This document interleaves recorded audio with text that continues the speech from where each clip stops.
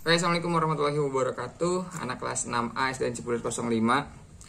Dikarenakan Pak Indra nanti tidak bisa hadir di sekolah karena ada pelatihan, maka materi pembelajarannya Pak Indra buat dalam bentuk video. Oke, untuk pelajaran hari Senin setelah PJOK kita akan belajar melanjutkan pelajaran IPAS yang minggu kemarin kalian sudah pelajari tentang cara tubuh mendapatkan nutrisi dari makanan. Ya, sub materinya kemarin itu bagaimana sih cara pencernaan makanan pada manusia, yang dimulai dari mulut, kemudian masuk ke kerongkongan, kemudian masuk ke lambung, kemudian usus halus, usus besar, dan kemudian kemana? Ke rektum, dan akhirnya keluar zat sisanya lewat anus. Nah, pada materi berikutnya atau pada minggu ini kita akan belajar tentang apa ya? Tentang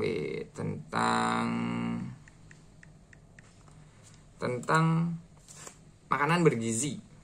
Ya, tentang makanan bergizi. Pak Indra siapkan filenya dulu.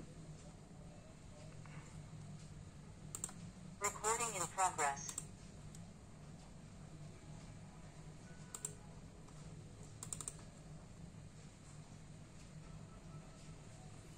Oke, ini dia makanan bergizi. Perlu kalian ketahui semuanya,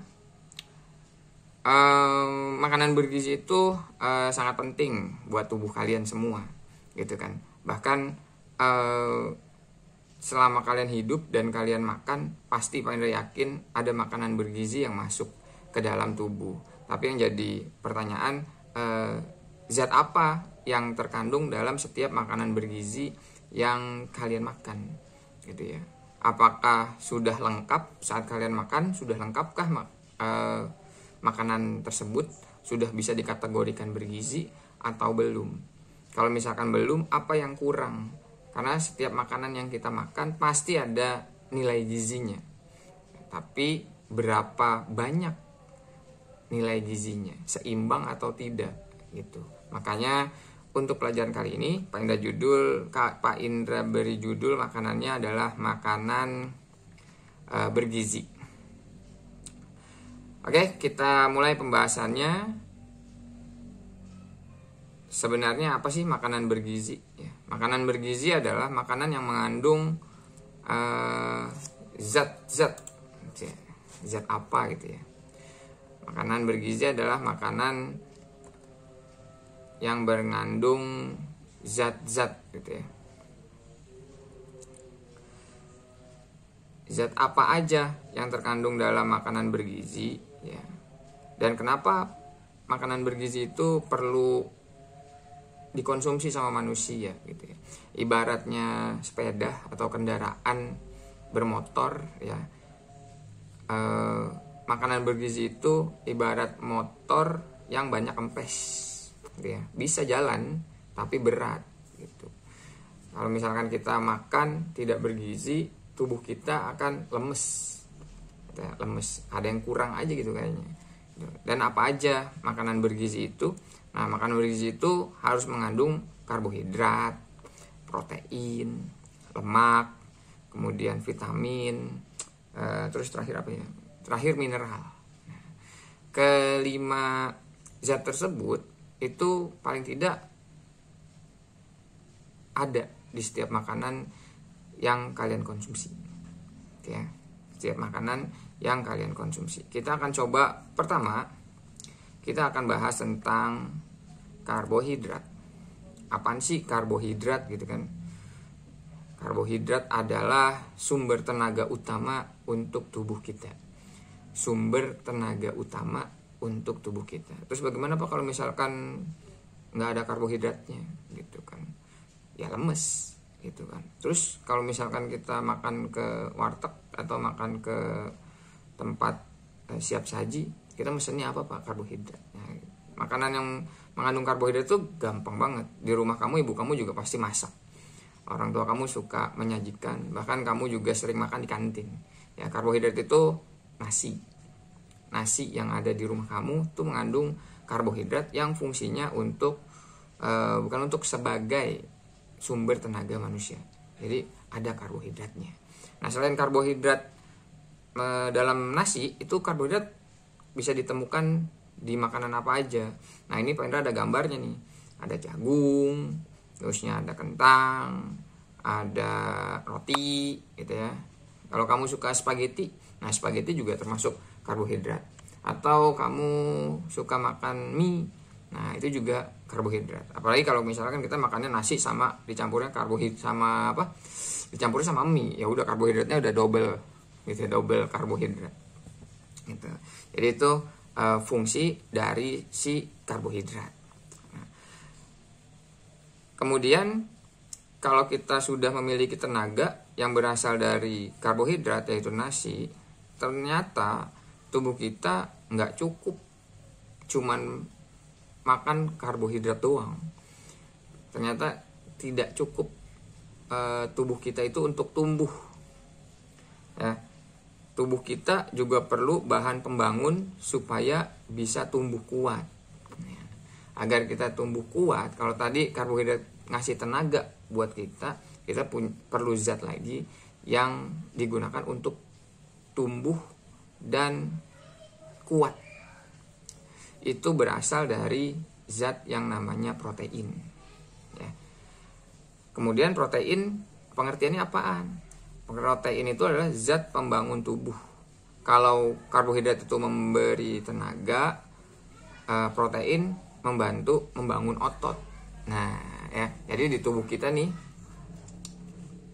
selain butuh tenaga, ada otot-otot nih yang bisa menggerakkan tangan-tangan kita, kaki kita melangkah.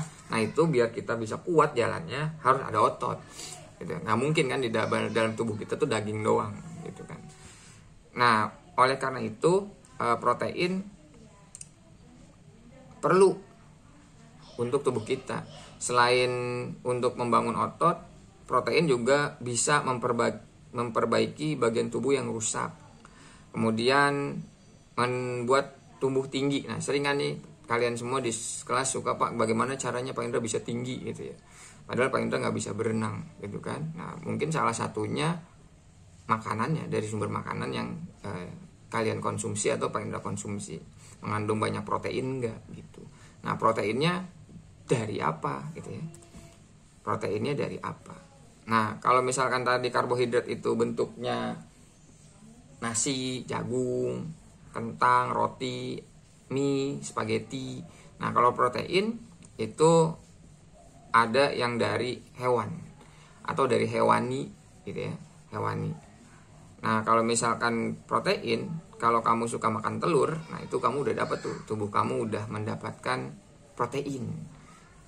Kemudian ada yang suka makan nasi ayam di sekolah ya kan, ada nasi ayam. Nah, nasi ayam itu ayamnya proteinnya, nasinya karbohidratnya. Jadi lengkap tuh kamu makan. Kamu dapat tenaga dan kamu dapat juga kekuatan otot.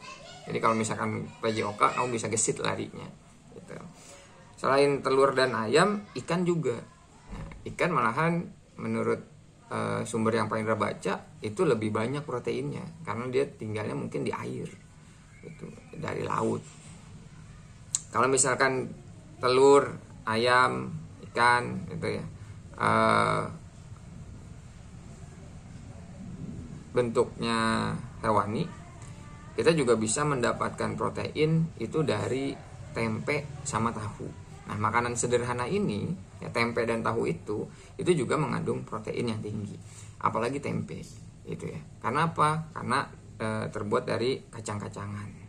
Jadi kalau kamu ingin tubuhnya kuat seperti atlet, jangan lupa makanannya harus ada proteinnya. Jadi selain karbohidrat dalam bentuk nasi, nah lauk kamu harus ada proteinnya. Ya, ayam yang tadi seperti Pak Indra sebutkan. Kemudian tubuh kita udah punya tenaga nih dari karbohidrat. Tubuh kita udah kuat nih dari si protein. Tapi ternyata tubuh juga butuh cadangan energi. untuk melindungi organ-organ tubuh. Nah, disinilah peran zat ketiga yang namanya lemak, yang sebenarnya nggak kalah penting dari karbohidrat sama si apa tadi, protein. Jadi udah ada 3 tuh, ada karbohidrat untuk tenaga, terusnya protein untuk otot. Nah sekarang lemak tuh digunakan untuk cadangan makanan, cadangan energi buat tubuh kita. Jadi kalau misalkan udah lapar banget kok kita nggak pingsan gitu ya, nah itu ada lemak tuh yang mengambil peran. Kita sambil nunggu makanan datang, kita bisa mengandalkan si lemak untuk menjaga energi di tubuh kita. Nah, lemak itu apa sih? Biasanya lemak itu sering dianggap jahat, karena kalau lemaknya kebanyakan itu akan menimbulkan obesitas, kegemukan, dan akhirnya kita malahan jadi susah bergerak.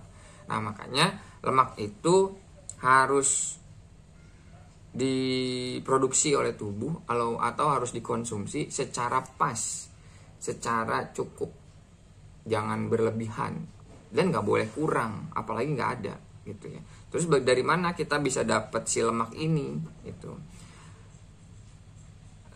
Lemak membantu menyimpan tenaga dan melindungi organ tubuh kita. Lemak sehat bisa kita dapatkan dari, nah, tadi Pak Indra bilang, di protein kan ada ikan. Nah, di ikan itu ada zat yang namanya lemak yang bagus untuk tubuh. Selain itu kacang-kacangan dan buahnya yang suka jus alpukat. Nah, jus alpukat itu juga memiliki zat yang namanya lemak. Jadi jangan takut untuk makan lemak asal tidak berlebihan. Gitu ya. Jangan minum jus alpukatnya jangan tiap hari. Ya. Nanti kamu bisa lemaknya berlebihan. Makan ikannya, makan kacang-kacangannya, yang penting porsinya proporsional gitu ya, pas gitu, jangan lebih, jangan kurang. Setelah kita punya tenaga, kita punya bahan pembangun yaitu otot ya, kekuatan untuk mendukung otot untuk menjadi kuat, dan kita sudah punya cadangan energi, tubuh kita perlu dilindungi nih. Kita punya alat tempurnya nih. Kita udah punya alat tempurnya, karbohidrat, kemudian protein, kemudian tadi ada lemak juga. Ternyata kita harus juga dilindungin di tubuh kita, biar serangan-serangan dari luar itu bisa diantisipasi. Nah, untuk melindungi si tubuh ya, maka makanan yang kita harus konsumsi itu ya harus banyak mengandung vitamin. Nah, vitamin nih, karena vitamin ini yang bisa menjaga tubuh kita dari penyakit-penyakit. Dan vitamin juga merupakan zat pelindung tubuh yang bisa didapat dari buah-buahan dan sayur-sayuran. Nah, kan simpel banget kan? Buah-buahan, kalau misalkan kamu di rumahnya punya pohon jambu, ya kamu makan aja, petik. Atau biasanya buah yang yang mudah ditemui atau yang nggak punya musim itu jeruk. Nah, jeruk kamu beli aja. Jangan yang bentuknya saset atau bentuknya bubuk ya, tapi buah bener-beneran buah gitu. Dan sayur-sayuran. Nah, biasanya tuh yang suka misah-misahin sayur kalau saat makan, nah itu coba makan sayur. Kemarin Pak Indra sering bilang minimal sayurnya bayam, kangkung. Kalau misalkan mau yang lengkap-lengkapan sayurnya banyak tuh sop gitu kan. Dan kalian kemarin juga protes, Pak, sayur asem, Pak, sayur asem. Nah, silahkan kalau misalkan emang suka sayur asem, silahkan boleh makan sayur asem. Karena dalam sayur asem juga kan tadi banyak isinya kan. Ada daun melinjo, ada melinjonya, ada jagungnya, ada karbohidrat juga tuh. Kemudian ada apa lagi tuh di sayur asem? Apa tuh namanya tuh, labu ya kalau nggak salah gitu. Nah itu bisa dikonsumsi oleh tubuh gitu. Nah vitamin itu ada beberapa jenis gitu ya. Jadi ada vitamin A misalkan, biar mata kamu, kulit kamu gitu ya bisa terlihat cerah, nah, kamu bisa melihat dengan jelas. Nah, kamu harus makan buah atau sayur yang mengandung vitamin A gitu ya. Seperti wortel, keju, telur, ya sayur-sayuran tuh banyak yang mengandung vitamin A. Yang kedua yaitu makanan yang mengandung vitamin B, yaitu untuk meningkatkan nafsu makan. Nah, kacang hijau, gandum, susu, nah itu bisa meningkatkan nafsu makan. Kalau kamu suka hati sapi, itu juga bisa ditambahkan. Misalkan tempenya juga dibikin kreasi. Jangan ditempenya digoreng doang. Misalkan tempenya dibikin tempe orek atau sayur lodeh kan biasanya kasih ada tempenya. Jadi tidak harus tempenya itu digoreng gitu. Atau jadi bikin bola-bola tempe yang kalau misalkan makanan-makanan yang kekinian itu bola-bola tempe bisa juga. Kemudian vitamin makanan yang mengandung vitamin C. Nah, ini banyak di buah-buahan, sayur-sayuran. Nah, itu penting untuk dikonsumsi. Kalau misalkan Bapak saya nggak terlalu suka buah, ya kamu bisa juga makan buahnya dalam bentuk jus. Ya, mangga di jus, jusnya wortel di jus gitu. Selama bukan minuman saset ya, yang mengandung sari buah. Ya.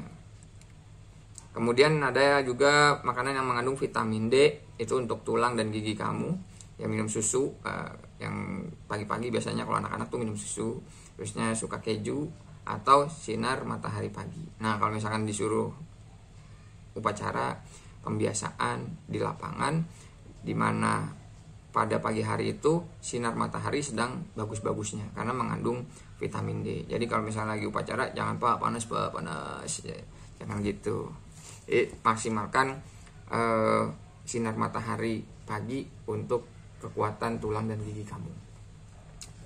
Kemudian selain vitamin D juga ada vitamin E ya. Ini kamu bisa dapat dari kacang juga, sayur juga, dari beras merah juga. Dan terakhir itu vitamin K.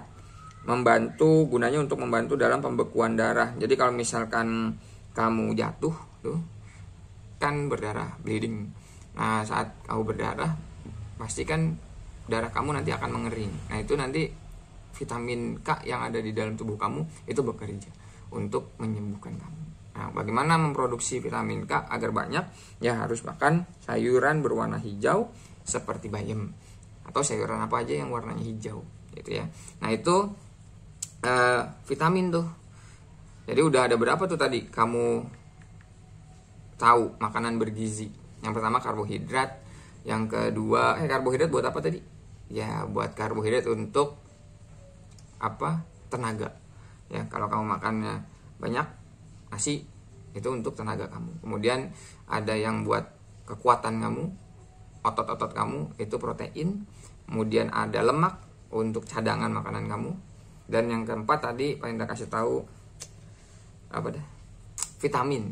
Ya, vitamin untuk melindungi diri kamu gitu ya dari penyakit-penyakit, jadi nggak gampang sakit gitu. Makanya makan vitamin. Jadi vitaminnya tadi ada berapa? Ada 6. Vitamin A, B, C, D, E, dan K. Nah, untuk apa aja vitaminnya?